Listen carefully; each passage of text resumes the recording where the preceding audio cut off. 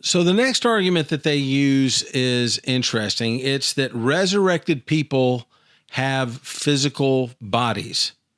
They'll say that the resurrected people from the Bible had physical bodies. And that's weird.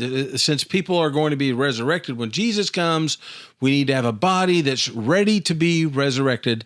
And they'll say that the body must all be in one place to be resurrected. That's their argument. They'll bring up scriptures like this from John 11, where Jesus raises Lazarus from the dead. Starting in verse 38, Jesus is deeply moved. He comes to the tomb. He says, remove the stone. He's warned, hey, the body's going to have a stench. And Jesus says, did I not say to you that if you believe, you will see the glory of God? So verse 41, they removed the stone. Jesus raised his eyes and said, Father, I thank you that you've heard me. I knew that you always hear me, but because of the people standing around, I said it so that they may believe that you sent me. And when he had said these things, he cried out with a loud voice, Lazarus, come forth. And the man who had died came forth, bound hand and foot. And so there's a physical body when Lazarus is raised from the dead. They'll use Matthew 27, verses 52 and 53. The tombs, this is when Jesus is crucified on the cross. He dies. And then the tombs were opened. Many bodies of the saints who had fallen asleep were raised. Coming out of the tombs after his resurrection, they entered the holy city and appeared to many. So the point here is that actual bodies came up out of the grave. So if you want to be resurrected, you need to have an actual body in the grave. It's an extremely poor argument, though. The reason it's such a bad argument is because it's a gross misunderstanding of the resurrection that we're looking forward to when Jesus returns, right? People just, this is concordance theology. They're going to concordance, looking up words and trying to make it stick, but this one doesn't. Those resurrections that we just read about were used as evidence that Jesus is the Christ. They were miracles to show who Jesus is.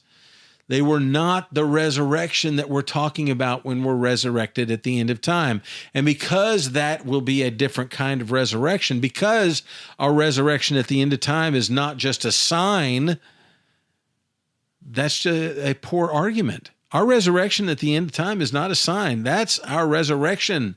That's our resurrected body. If we're a Christian, it's a promise. We're going to actually live in that resurrected form. These people who were resurrected when Jesus was crucified are not still walking around today. They probably died again, right? They're buried, or God did something else with their bodies. Lazarus died again, right? He's not alive today.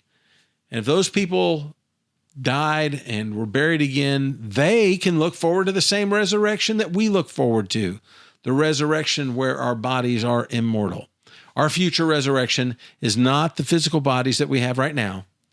And so that argument which says that you need a physical body, that's just a poor understanding of the resurrection that we can look forward to when Jesus returns. Our resurrection when Jesus returns is a different kind of resurrection.